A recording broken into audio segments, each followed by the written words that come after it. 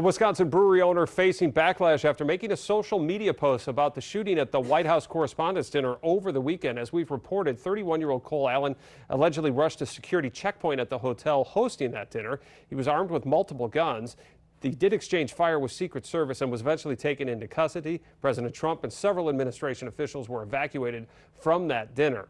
The owner of Minocqua Brewing Company, Kirk Bankstead, made this post saying it was almost free beer day after the assassination attempt. This post referencing another post made earlier this year when he offered free beer for when, quote, he dies, end quote, although he did not mention who.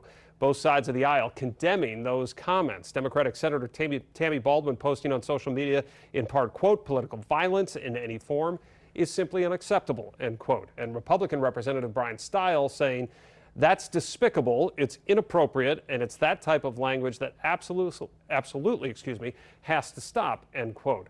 A UW law professor says while these comments are offensive, they are protected by the First Amendment. It is clearly the case that the government may not directly punish a statement of this kind. On the other hand, that doesn't mean that saying something like this doesn't bring you to the government's attention, and it can cause a significant amount of trouble in your life depending on how aggressive the government chooses to be. The Milwaukee field office for the FBI says it is aware of this post and is investigating it as a threat of violence or terrorism.